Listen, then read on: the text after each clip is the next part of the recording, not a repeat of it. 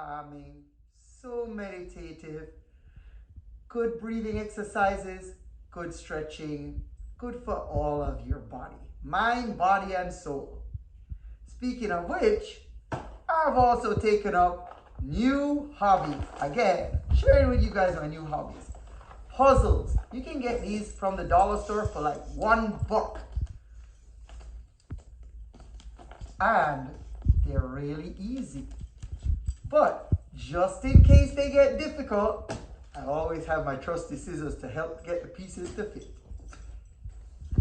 Anyway, here's something you competitive swimmers can do instinctively.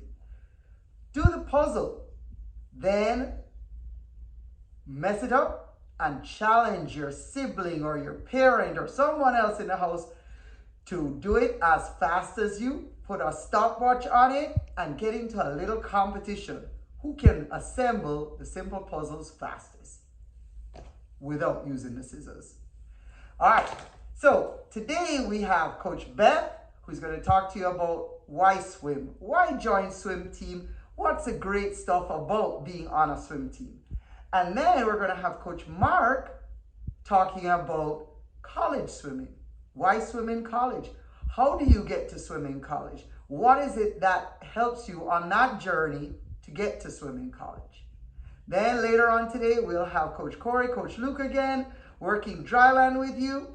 Hope you tune in. Make sure that you are doing the drylands. And let's not forget that mile run. Have a good time with that. Get competitive, but don't overdo it. Always be safe. And above all, be positive. See you later. Go Gold! And 20. Whew, got my workout in today. Ready for today's talk. Mitochondria in the blood cells.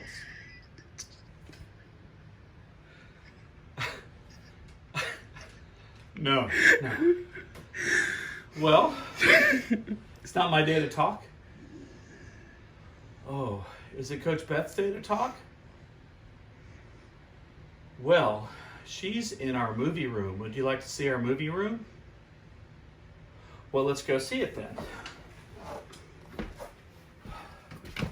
Come on. Welcome to Murphy Cinema. And there's Coach Beth. Oh, hey, you caught me kind of looking over what I want to talk to the kids about today. Well, the kids are here to hear it. Okay. Hey guys, hope everything is going well with your quarantine time. One of the things I want to talk to you about today is why being on a swim team and swimming is such a great sport. And I'm going to cover this with 3 short stories. The first one is about 3 years ago, Coach Pat and I went to a sports clinic, and it was given by Dr. Daniel Amen. He's a very well-known brain doctor, and he works with athletes that have suffered from brain injuries, concussions, those kind of things, among other things, nutrition. He does a lot. And so in the course of the conversation, we're getting a lot of good information from him. He all of a sudden says, hey, where are the 2 swim coaches? And we were like, oh no. So we stood up. We're kind of like, what's fixing to happen now? And he said, see those 2 guys over there? That's who you need to send your kids to. Swimming is the best sport in the world for young children. It helps them to grow into adolescence well. It helps them to grow into young adults well. And he went on to talk about the different reasons for this. And I can tell you that when we sat back down, Coach Pat and I were thinking, well, if we weren't proud of what we do, we really are proud of what we do now. And so the second story tells you a little bit of what he was talking about with the brain situation. There was a survey done across the college campuses about 8 years ago. And what they were trying to find out was what's the correlation between being a college athlete and making good grades. And so they surveyed all these different colleges, and swimming always came out on the top 3 of athletes that had the best grades. And usually swimming was number 1. Why is that so? Well, there's 2 key reasons. Number 1, swimming teaches you time management. You're in the water a lot longer than a lot of other sports ask you to practice. And because of that, you have to manage your time to be able to get your grades in, get your studying in, as well as have a little personal time. So you learn how to manage your time. The second thing is, and all of you out there that have me as a coach know, I tell you a lot, swimming is not for dummies. You're going up and down the pool with information that we give you, that we want you to think about so that you can improve your stroke. So when you're going up and down and doing those laps and you're thinking, you will improve. And that takes me to the third story. When I was in high school, I was on the swim team like you are. And one summer, my junior year, the football coach told the football players he wanted them to find something to do over the summertime to keep them in good shape. And so some of them thought, okay, we're going to go swim on the swim team with Beth. They were my friends. And they said, oh, that's going to be easy. And I was like, easy? They lasted 3 days. At the end of 3 days, they were like, oh my gosh, Beth, we don't know how you do this. This is so hard. This is harder than anything we do on the football field. And what that tells me is that you guys that are coming to swim practice day and day again, not only are you becoming smarter people, but you're also becoming better athletes. Just as good an athlete as any other sport out there, if not better. So, with that in mind, I'm looking forward to having you guys back in the water when this is all over, but enjoy your time while you can.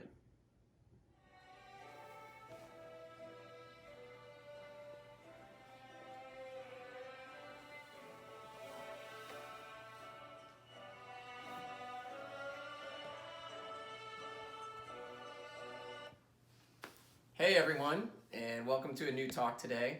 Today we're going to be talking about swimming in college. Now this is going to have probably 2 parts to this, and I know some of you parents of younger swimmers are going to say, hey, I don't need to know this yet, but you can probably do at some point, and I want you guys to tune in. If not today, that's okay, but there's going to be this video for a long time so you can check it out. So, here's a little overview of what we're going to be talking about today. Swimming in college, is it for you? And the correct answer is yes. I can't tell you how many times I've had a parent come up to me of a little kid or even a teenager and say to me, my kid isn't like they're going to be swimming in college, they're not going to be doing that. And I say, whoa, whoa, whoa, that's not the way this goes. Anyone who really wants to do it can swim in college. We want everyone to do this.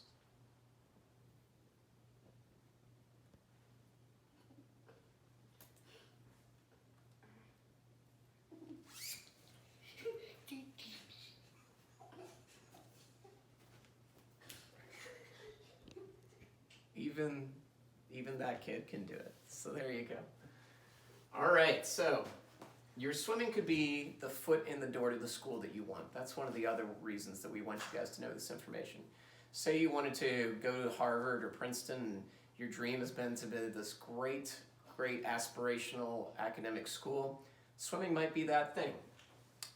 Please understand that when you go down this process, swim coaches can help with admissions, and they can make sure that you're getting into schools even if you didn't think you could get into them. The other thing to realize is that we are here to help. The coaches at Chattahoochee Gold pride themselves in making sure that we are helping you along with the process.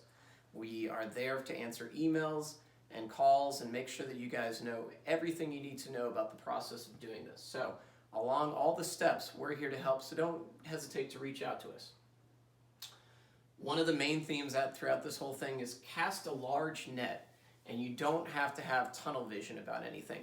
I want you guys to know something. Most kids, when they're little, they decide, oh, well, I want to go to such and such school because my mom and dad said that's the place I want to go.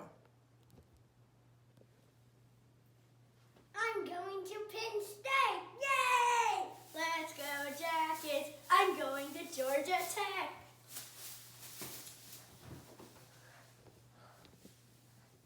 Yeah, those knuckleheads don't know what they're doing, but they decided that they want to go to those schools because mom and dad said those are good schools to go to. So throughout the whole process, try to tell your swimmer to get rid of their preconceived notions about where they want to go or where might have a cool mascot, and think about this as a large search for the right school. Okay, so a timeline for what you should be doing. When you are a freshman or a sophomore during those years, the main things you have to do are this. You have to get great grades. So make sure that you guys are doing an awesome job in the classroom. Number 2, you have to come to practice and start thinking about what you're looking for in a school. So a couple of things. Come to practice every day and get faster. We can help you with that, and we will help you with that. So make sure that happens. And then what you're looking for in a school. You're going to just start asking yourself, what part of the world do you think I'd like to go to? Or what's the cost of this school? Is it really expensive? Is it not so much? What about the swim team at the schools I think I might be like? So some schools are going to be swim teams that are competing for Division I titles. Some are swim teams that are looking to just try to move up the rankings in their conference. So whatever it is, start thinking about where you might fit in. Also consider what your academic interests are. At this stage, when you're a freshman or sophomore, all you should be worried about is, am I a math science sort of person? Am I English literature? Start considering those. You don't have to have an idea of what you absolutely want your major to be. Don't worry about that. Just get an idea in your head about what kind of school you think might interest you later in the future. The other thing is you need to become a good teammate and a hard worker.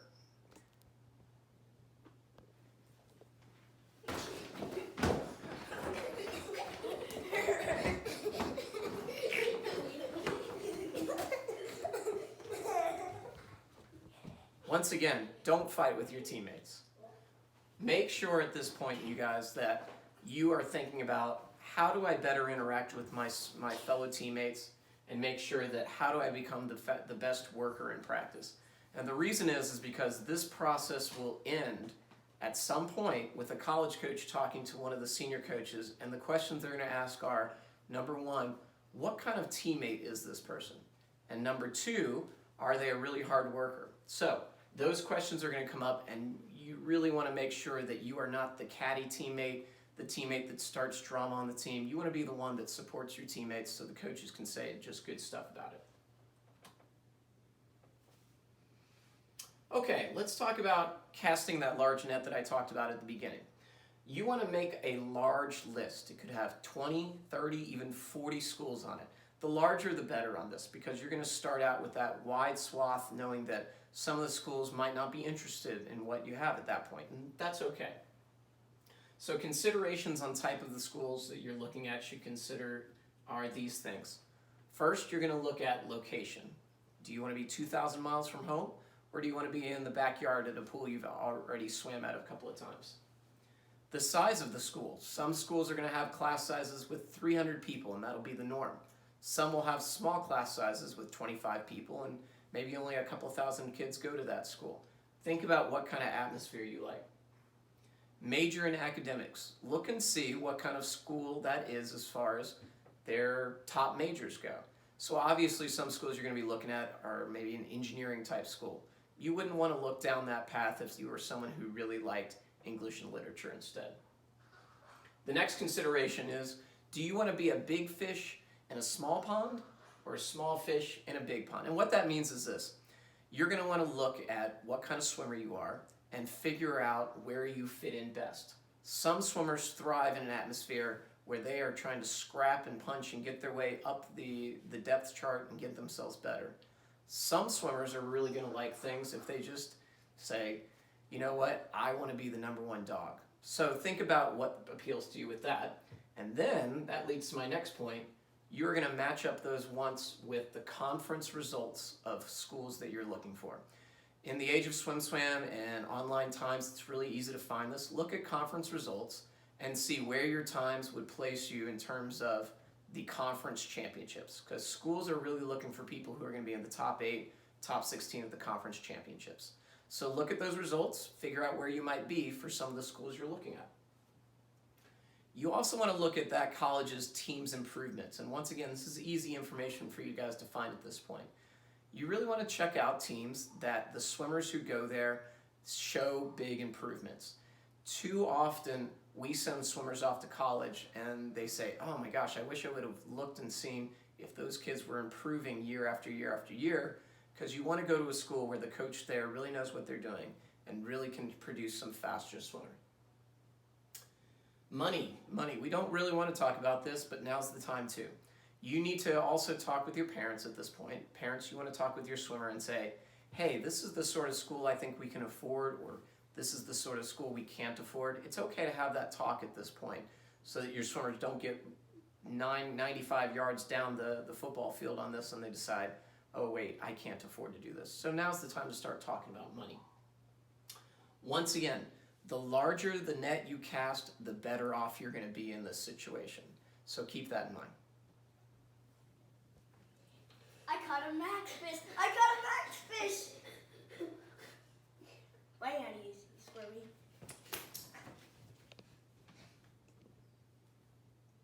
Cast that net. All right, so where do we go from here? Where do we go from here? Let me give you some information on a timeline. By the end of the sophomore year, you want to make sure that you've done a couple of things. First, you want to go online to that whole list of schools that you established earlier in the year. Figure out what all the schools are on your list, and then you want to go online to all of those schools' websites and fill out their online questionnaires. The online questionnaires are going to have lots of information on them. Best times, GPA, all sorts of information like that. Fill it all out. Fill it out completely. Even if you don't know the answers to the questions, fill that out. Now, next up, you're going to follow up that questionnaire with a personal email. A personal email. This needs to go directly to the head coach, find their email address, and you're basically going to introduce yourself to the coach. Hey, what's up, coach? You need me on the team. I saw your current swimmers and they can't even tread water. Tell me how much money you can give me. Peace out.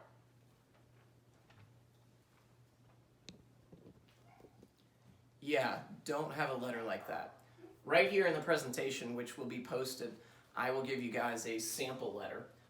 Basically, you're just going to say, "Dear Coach," and introduce who you are, where you live, the club team you swim for, maybe a few of your best times and your GPA, and that's about it. You want to encourage them to make sure that they keep you in the loop in the recruiting process going forward. Once again, that personal email is key to this whole process. It tells the coach a lot about you willing to go out of your way to make this happen.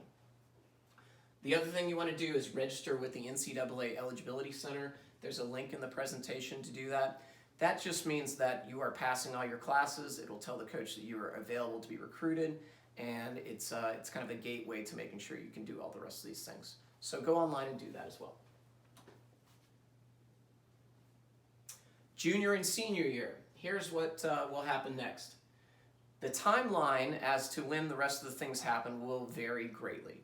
Some people will be finishing up the recruiting process early in their junior year, and some people will be finishing it up late in their senior year. And either way, that is okay. Don't worry about it.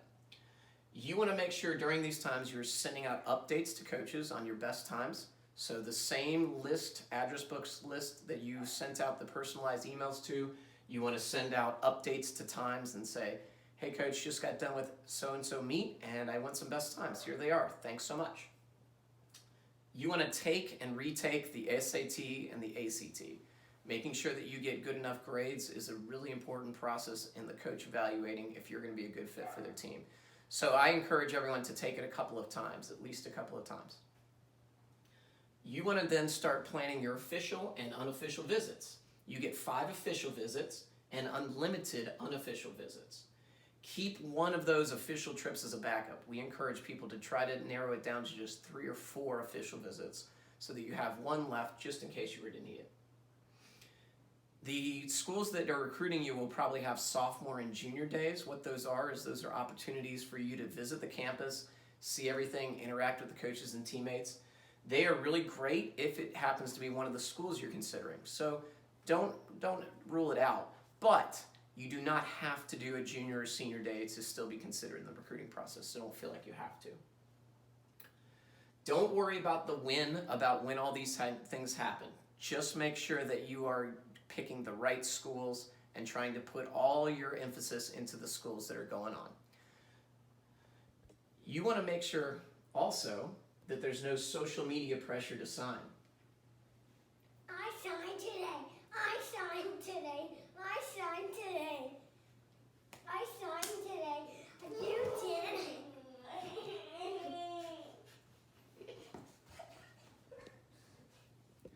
During this time, you're going to know people who are going to be online on Instagram and everything else talking about their signing experience, and you want to feel good about it, but don't feel bad about yourself where you are in the process. So make sure that when you start seeing those posts, you don't panic. You have time, lots of time. Verbal commitments. Verbal commitments are going to happen before you actually sign, and they can happen at any time. They are non-binding agreements. However, please keep in mind you do not want to be that recruit that switches a couple of times from school to school, and you really want to make sure that when you give that verbal commitment, you feel good about that being your decision. So, the signing days are in December and then late February. We will give you guys the exact dates when those happen. Each year they change just slightly, but that's when the actual signing happens. In the second part of these videos, I am going to go through and give you some more details about some of the other things. So, thanks so much for listening, and I appreciate you guys' time. All right, Chattahoochee Gold, this is a dry land for Gold Advanced and below. All right, so this is your dry land for today. In today's dry land, you're gonna have a 8-minute warm-up session. So that's gonna be an 8-minute warm-up session. It consists of 4 exercises that you're gonna go through almost a minute of each, and then you're gonna go through that twice. I'm gonna walk you through that in just a second. Then that's followed by a 20-minute AMRAP. If you have ever had me as a coach, you know that I love to do AMRAP workouts. For those of you that don't know what that is as many rounds as possible, or within the round, it stands for as many reps as possible. But today we're doing it as many rounds as possible.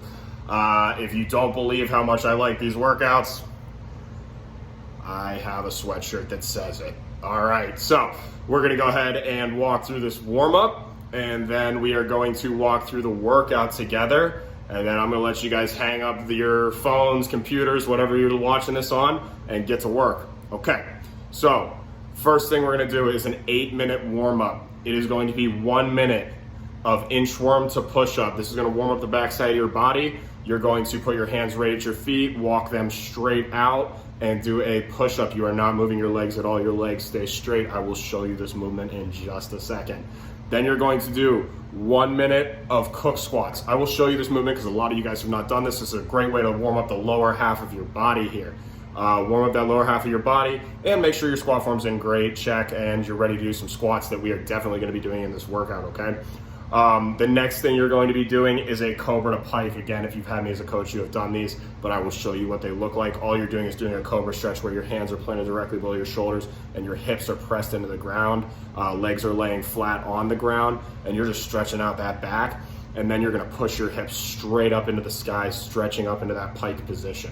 So that's gonna be your warm up. And then you're going to have a 45-second plank followed by 15 seconds of rest. That plank really helps you engage your core, engage that low back, make sure everything's tight, make sure we're nice and warmed up. We're gonna go through those 4 exercises twice. That's a total of 8 minutes whenever you add in the 15 seconds of rest and the 45-second plank. So that's gonna be your warm-up.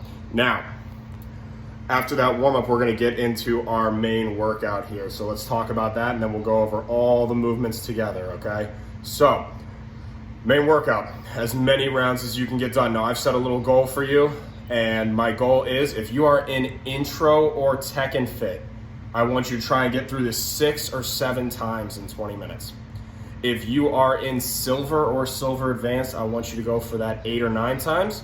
And if you are in gold or gold advanced, you should be looking for that 9 to 10 times. Now, this is something that some of you are going to crush. Some of you are able to go way outside the goal I've set for you, and you will be able to do this much, much better than I have set, and I want you to comment that below. I want you to tell me how you did. I want you to tell your teammates how you did. I want you guys to engage with each other, talk with each other. Say, hey, I hit 9 rounds. Did you hit 9 rounds?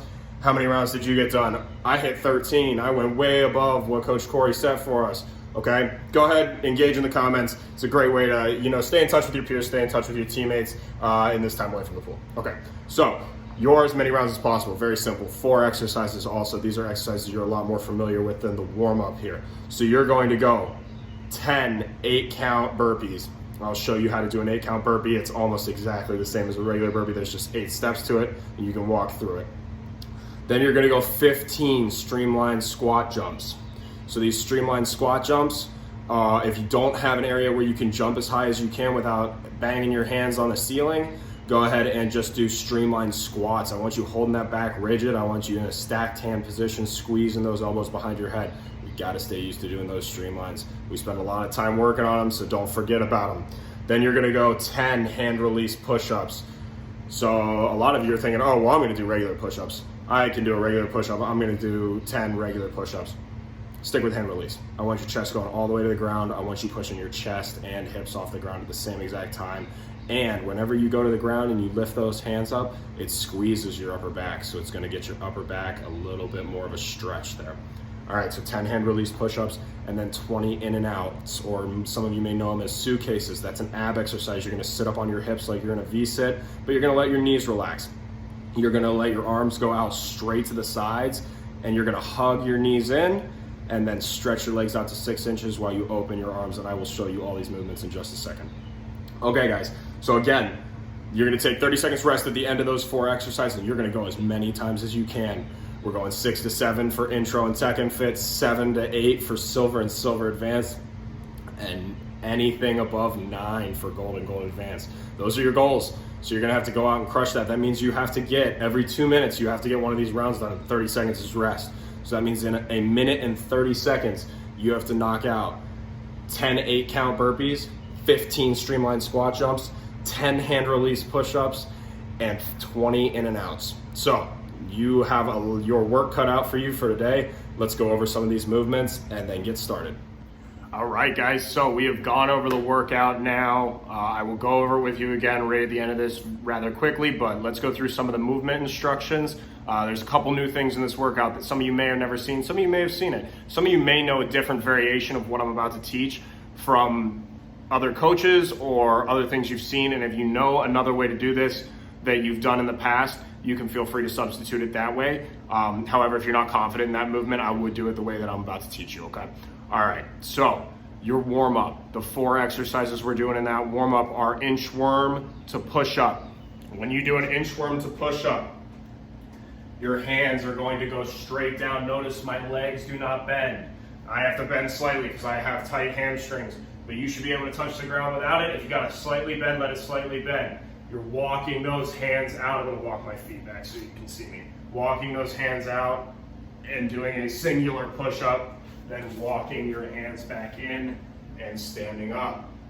Hands down, walk them out, do a push-up, walk them back in. All right, guys, so that is your inchworm to push-up. Like I said before, there is no need to rush this. This is part of your warm-up. You're stretching out. You're trying to engage your muscles, get blood flowing through your body.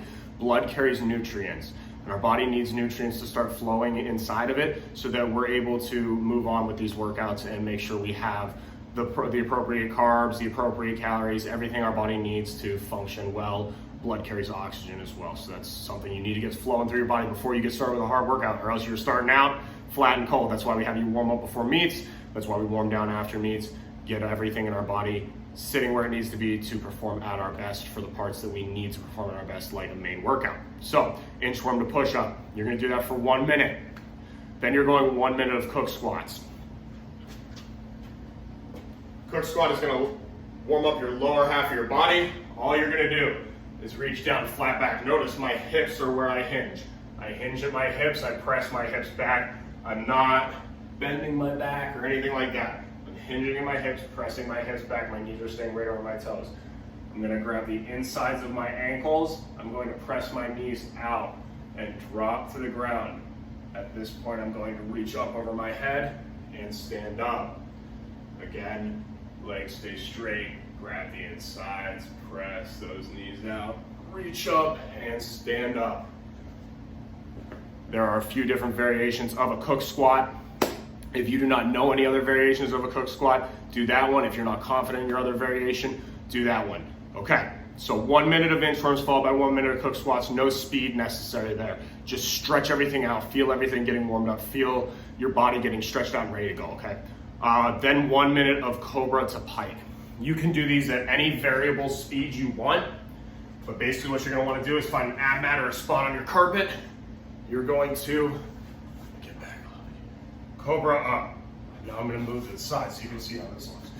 You cobra up here, your back should be Flex back, your hips are pressed into the ground, your arms are tight to your body, your fingertips are facing forward.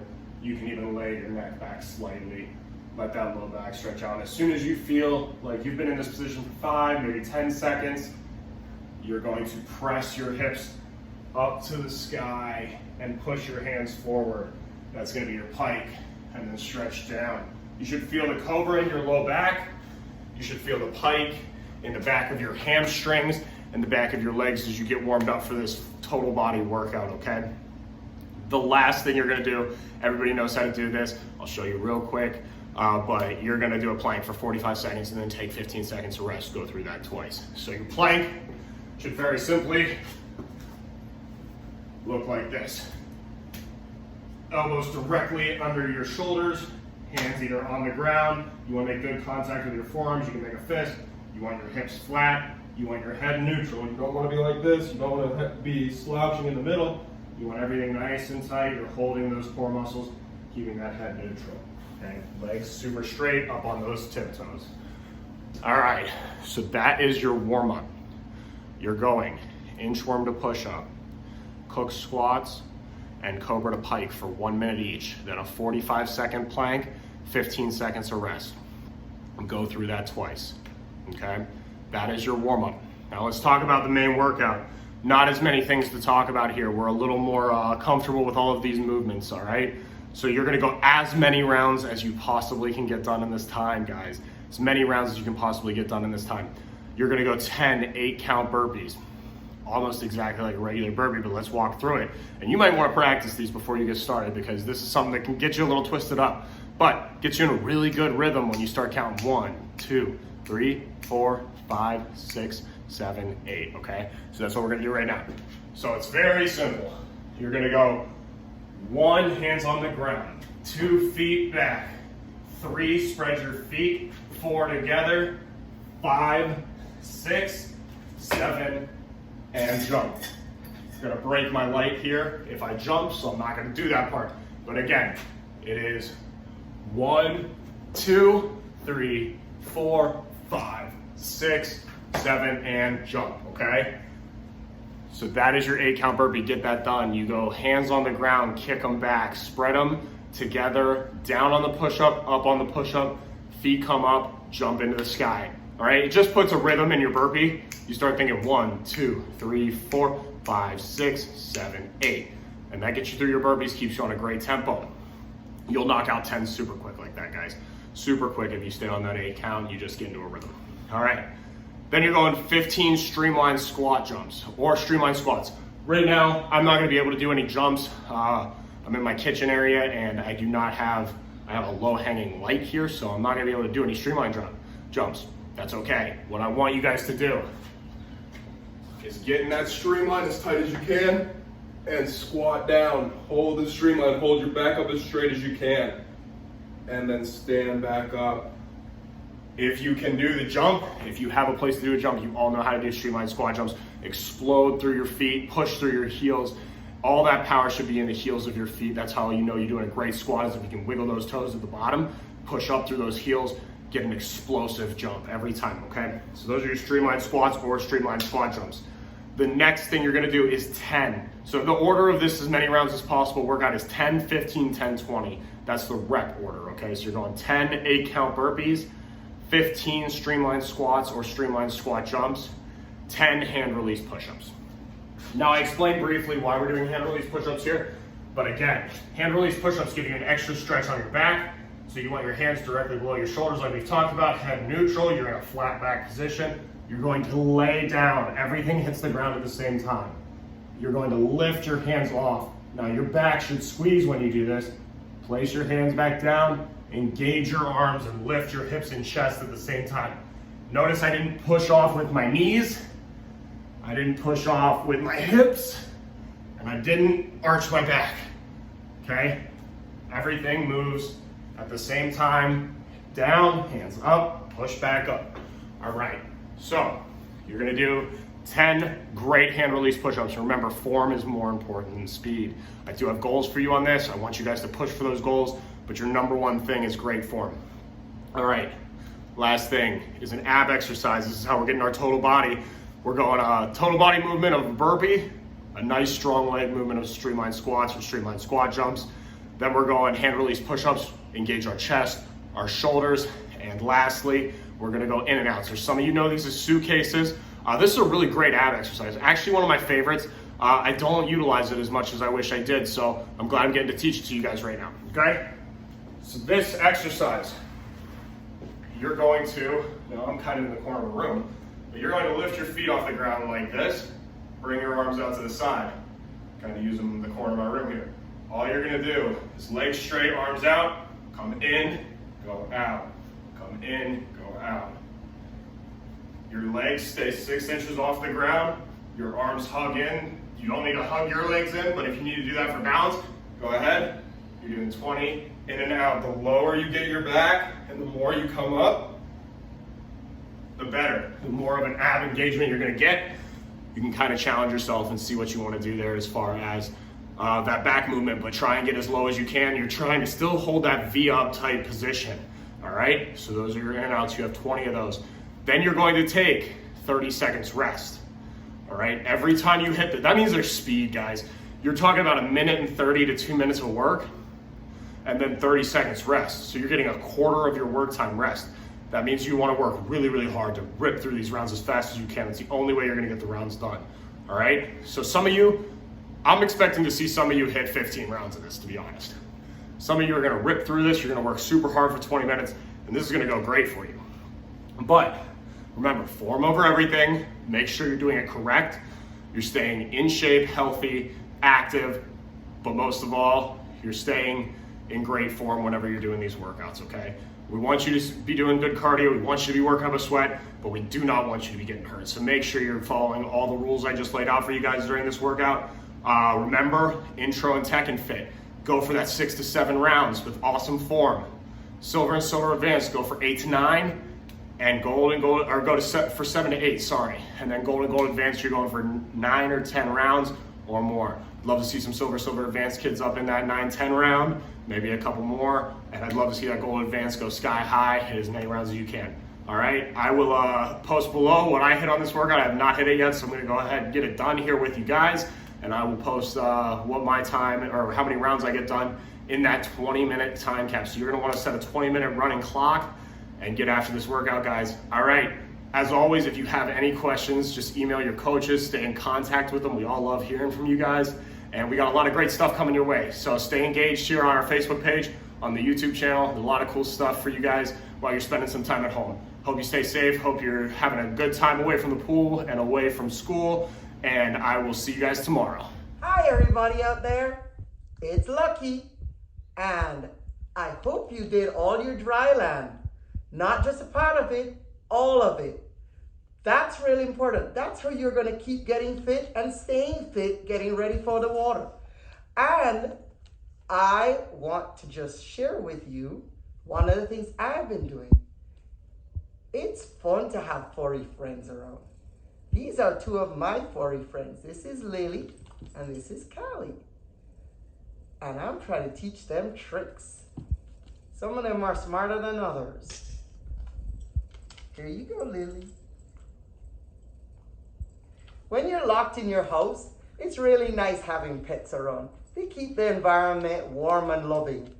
So I'm gonna encourage you, teach your pet some new tricks, whether it's a dog or cat, guinea pig, hamster, snake, whatever. Teach your pets tricks, record those tricks, and send us the videos. Share some of that stuff with us. We love to see what you're doing at home with your furry friends. Okay, so make sure you tune in tomorrow. See Coach Ryan, he's gonna be talking about breaststroke. Lots of good ideas, lots of good technique and stroke work. Don't miss out on it. Tune in tomorrow for breaststroke with Coach Ryan. Go Gold!